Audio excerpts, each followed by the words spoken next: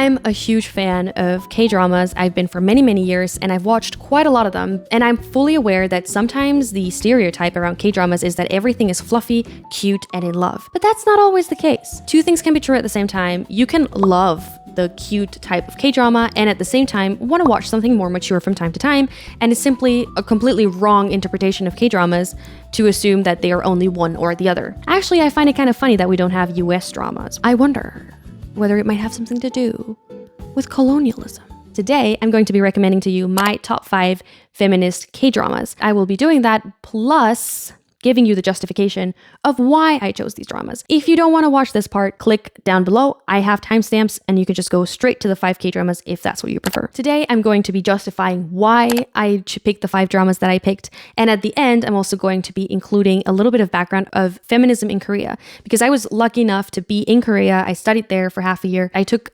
courses on feminism and literature, and it was very, very eye-opening. In fact, Korean feminism is probably my favorite type of feminism, my favorite sort of feminism, if you want to put it that way, around the world. It's extremely intriguing to know, and I would love for you to stick around and learn the final part because I think it will really help you understand the dramas that I'm recommending. You can click the link below and access the article that I've written about this topic. The title of the article is The Top 5 Feminist K-Dramas, a cinematographic directory for the cross-cultural feminist, which already gives you a hint about what type of feminist that I am. Actually, this is starting to turn into a really funky debate. What type of feminist are you? Can we all just chill sometimes? I recently started uploading my articles as podcasts here on YouTube, and to my surprise, I got comments from an entirely different, more hot-headed demographic.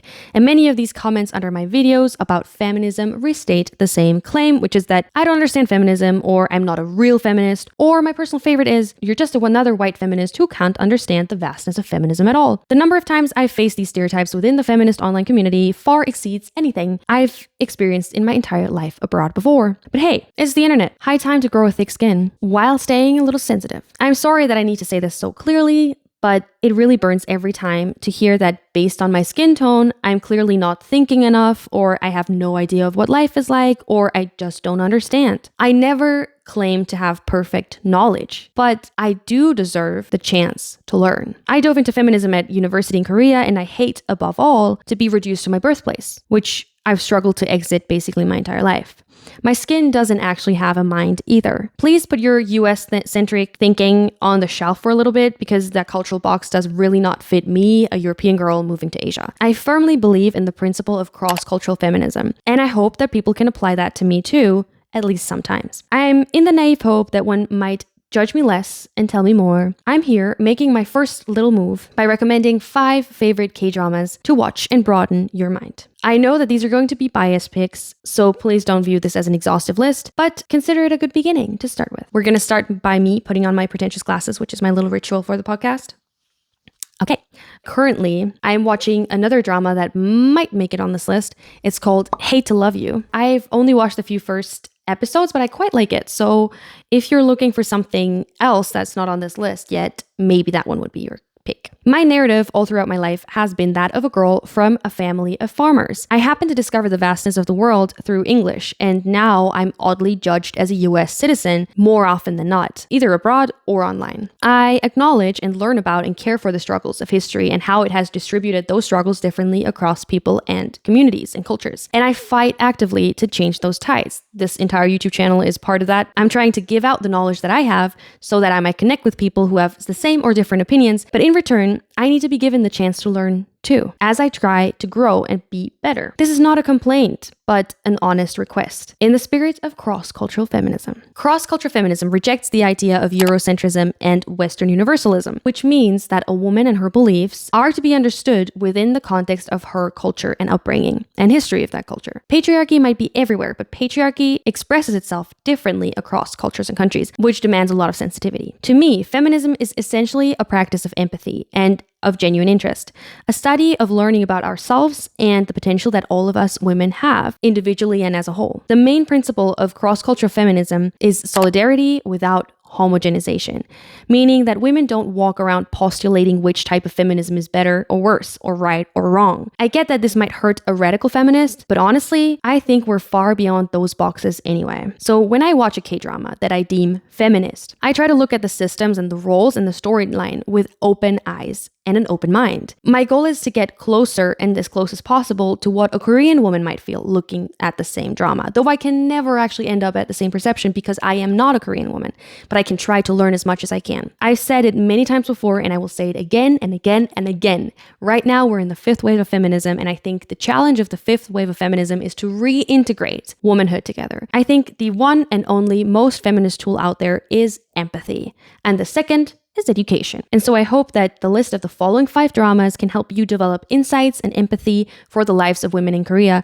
and their feminist ideals without judgment, but with plenty of curiosity. Now we're going to get into the 5 dramas that I'm recommending. These picks are in no particular order. I tried to find things that have slightly different angles so everybody can find what they specifically like the most in each drama. So on the top of the list, the first one is The Glory. And this is a very beloved, internationally famous K-drama. It's a psychological thriller that centers around a woman called Moon Dong-eun. She has basically experienced a lot of physical assault as a young child. I'm not spoiling anything. And the plot line deals with how she gets revenge for all of that in her adult life. It touches on many, many difficult topics such as physical abuse, also female rage, which is one of my favorite topics. Among the many discussions here is the Korean class system, which is something that you need to understand the drama better, which is why I'm talking about it later. Also, it expresses patriarchy in Korea very evidently. And, which I find very interesting, it stays away from this stereotypical strong female lead character because,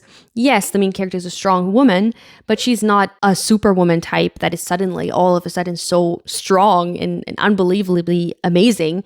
She has her shades and facets, which I find fascinating and very truthful. It's a must-see for anybody who likes thought-provoking series, and it also has a little love story on the side with a little twist. So I would recommend it for those who would need a little bit of love story inside their drama to find it appealing. The second drama on my list is Eve. And Eve is probably one of my top favorite K-dramas as a whole. I think it's so underestimated. I've seen very, very few people talk about it. Basically, it's the story of another woman who's gone through very difficult times. I'm not going to reveal exactly what, but it's this woman who enters the high society. And oftentimes you will find K-dramas, specifically the more deeper feminist types, to be talking about this hierarchy within the Korean society. This drama specifically deals with themes of seduction, also the mother-daughter relationship in a very interesting way. Mother-daughter relationships and generally age relationships in Korea are very, very important. So this is a topic that I think you can learn a lot about if you engage with Korean feminism or Korean dramas. It talks about the patriarchal corporate system in Korea, and it specifically centers around seduction as a calculated tactic of political and economic warfare. This drama is for anyone who seeks a masterclass on female independence and who likes it a little bit darker and a little more passionate, I shall say. Number 3 is an absolute showstopper, The Handmaiden. This one features one of my favorite Korean actresses, Kim Tae-ri. She plays a pickpocketer who gets hired as a maid for a Japanese household. And yes, this is actually historic drama, and it's set in the Japanese occupation times in Korea, which I find is a very, very interesting time because it is a trigger point for Korean independence and how Koreans today understand themselves. Korean society is very much oftentimes criticized for being so high pressure, but the reason for the high pressure is because of the insane movement and the insane growth that Korea experiences. And The Handmaiden is set in this time around the turn of the century where women have very little agency. And I'm not going to say anything about the main characters because this drama is insanely loaded with plot twists. I highly recommend this. This is a history lesson, a feminism lesson, agency lesson. I know dramas always have a bad rap for being not very gender inclusive. This one is a little more within the context of history as much as it can be. It puts together 2 things that I really love. I love anime for often being such gory, horrendous, horrific, grotesque stories that really put the worst of humankind at the forefront. On the other hand, K-dramas, which are so perfect at creating thrill and excitement and romance and emotion. It puts those 2 things together in the perfect way. It centers the discussion around female pleasure in a way that I find is much more revolutionary than I've seen in most other dramas. Number 4 is something that you've probably all heard about. If you've ever watched a K-drama, you've probably also seen this one. It's Okay to Not Be Okay. Obviously, this is a very different mention from the previous 3 ones because this is a typical romance drama. But what I love about this drama is that it centers around an asocial female main character, she's not either the CEO or the low worker who meets the CEO. It's not this like simple dynamic. She's a children's book author who basically writes horrifying children's books in a very sad tone, which very much reflects her own personality. And then we have the main character who's a caretaker at a psychiatric care ward nearby. And Moon Kang-tae also has an autistic brother who also becomes a pivotal part of the entire conversation. There's also another mention of mother-daughter relationships in here, and it really plays with this idea of the mother-daughter relationship in a very non-Confucian way, because if you know anything about Korean society, you would know that a lot of the values are centered around Confucian values. And I think the story itself is not just a beautiful tale of love, but it's a little bit of a less normal one across different dramas. It's obviously a very digestible drama. It's not very like spot on with the feminist elements of it, but I find it's a really good entryway into K-dramas as a whole, or feminist K-dramas, because it really gives you that interesting character that most other dramas don't have, frankly.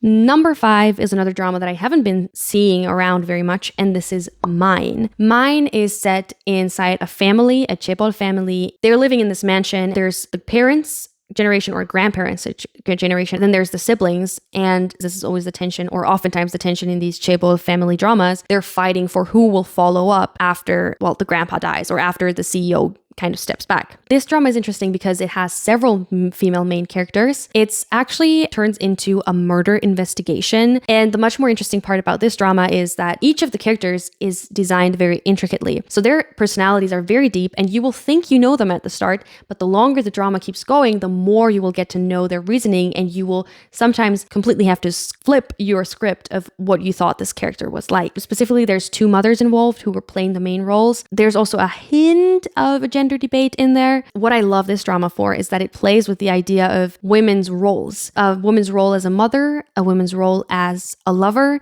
and a woman's role as a leader, having economic agency over a family. This is really a drama that takes you on a lot of tidal waves of emotion, so I highly recommend that you watch it if you're into something more crime related, if you love murder, crime solving type of things, you keep having pivotal turning points. This is the drama for you. The thing that I particularly love the most about this drama is how it turns the idea of rival women into how women can work along. That's my top 5, with number 5.1 being Hate to Love You. To understand the dramas and why they are feminist, or why I deem them feminist, a little bit of background knowledge about Korean feminism could be useful for you. I'm not a Korean woman myself, so all I can do is give you some pointers of what I've learned previously from my Korean professors about feminism. I think Korean feminism is truly a fascinating topic. Gender disparities in Korea are a huge issue, where workplace disparities and one of the biggest gender pay gaps in the world are an ugly reality. Some phenomena like the Gyeongdanyeon, which is the name for career interrupted women, alongside an amazingly vivid landscape of feminist literature, one of which being the Nobel Prize winning book The Vegetarian, and there being The Cursed Bunny. My personal favorite Korean book is The Cursed Bunny, or Kim Ji-young, born 1982. It's an amazing movie about that too. All of these books are evidence of this great literature landscape in Korea, and I really cannot emphasize this enough. Korean literature in and of itself is amazing, but Korean feminist literature is on a completely different fucking level. Okay, that's my geek out. Due to the strong adherence to Confucian values during the Joseon dynasty, which confined women to the back of the hanok traditional housing, the past traditions still leave footprints in today's Korea and its societal practices, especially when it comes to relationships. Korea is known to be a highly homogeneous society with a famously enormous amount of lookism and beauty standards, which also influence the gender debate. One important historical keyword to understand Korean feminism is the comfort women issue, which doesn't only span women who were abducted and abused by the Japanese military before and during World War II. Comfort women continue to exist during the Korean War. In those cases, they were the victims of the US Army at the time. Until now, some say that the comfort women in Korea haven't fully disappeared, because some of those old districts around military bases specifically are still inhabited, but now there's Filipino women living there. And this is a very touchy topic. It's very difficult to talk about, and there's a lot of context that I don't have enough time for. There could be several hours of content about that issue alone. Another important issue to know is the high number of physical and sexual abuse cases in Korea, especially compared to other kinds of crime. Lampposts in small alleys in Seoul often have female security security buttons, and the subways offer female-only cars, which are ways that the government tries to address the female safety concerns. Upskirting and digital crimes, as well as cameras in hotel rooms, have become so common that sometimes female tourists are encouraged to look around their rooms and look for cameras. There's also a law that mandates phones in Korea that are bought in Korea to make a clicking sound whenever you take a photo or video, so upskirting doesn't take place so often. And these crimes can simply be prevented. Finally, the issue that Korea grapples with at the moment the most is incidents of men murdering women, specifically in subways or subway toilets. One of these incidents happened in 2016 when a man waited outside a gender-neutral bathroom before fatally stabbing a 23-year-old woman, stating that he felt ignored and humiliated by women, and that was the reason why he killed one. The public uproar was amplified because the judges after this case categorized the crime as driven by mental illness rather than categorizing it as a hate crime. They did that because the perpetrator was afterwards diagnosed with schizophrenia, but most feminists argued it's still a hate crime. It's still a hate crime against women. A few years later, a 28-year-old woman was also stabbed to death in a public restroom by a man who had stalked her for years already. And she had reported this stalking to the authorities. The day before he was supposed to be sentenced, he murdered her. These cases are a catalyst for modern Korean feminists, and they sparked something called the 4B movement. If you haven't heard of it, that is also a whole research topic in and of itself. Women who are part of the 4B movement in Korea basically refuse to do 4 things. They refuse to have sex, they refuse to marry, they refuse to date men, and they refuse to give birth. All of these 4 things start with a B in Korean, which is why it's called the 4B movement. Furthermore, these cases expose the everyday fear that women in Korea are sometimes living with, and the institutional failure or legal flaws that don't protect the victims enough. Most recently, I've heard about debates surrounding university entrance exams specifically, which are a huge cornerstone of Korean life. There's famously a lot of female-only universities in Korea. And these universities, such as Ewha Women's University in Seoul, being the most famous one, now face questions about college admissions for transgender persons, which causes much discussion in the public because college rankings are that important to every individual person and their life outcomes or how they're viewed societally. There are certainly lots of other topics that demand being discussed around Korean feminism. Those are just the ones that I had on top of my mind and that I thought were most important. As a woman who chooses to live in Korea, it was important for me to know these things. As a cross-cultural feminist, I'm also aware that there are differences in the roles of local and foreign women in Korea, and I could probably fill another article, book thing about how the role of a female foreigner and the role of a female Korean in Korea differ. Despite all that, I still feel safer in Seoul at night than I do in my own home city or home country. But that is a topic for another day. Because arguably, I've been saying a lot of things about Korean feminism, and all of those are truths. But the important thing here is to also note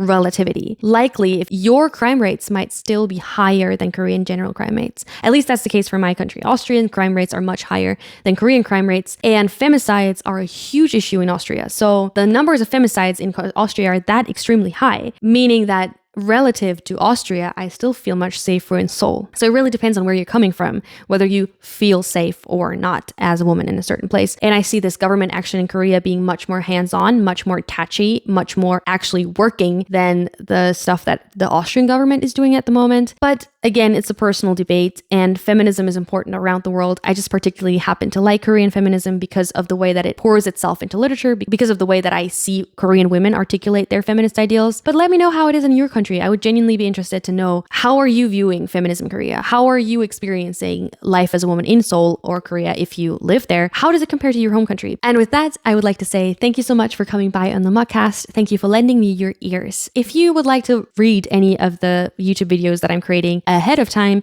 jump over to Medium where I write my articles. First, please follow the channel. It hugely supports me in how I'm able to do more of these deep dives because they do take a little bit of time to create. And I'm so happy for every single like and comment that I'm receiving. I hope you had a great cappuccino with this episode, and I hope to see you soon somewhere else on Hannah's Cafe. Bye bye!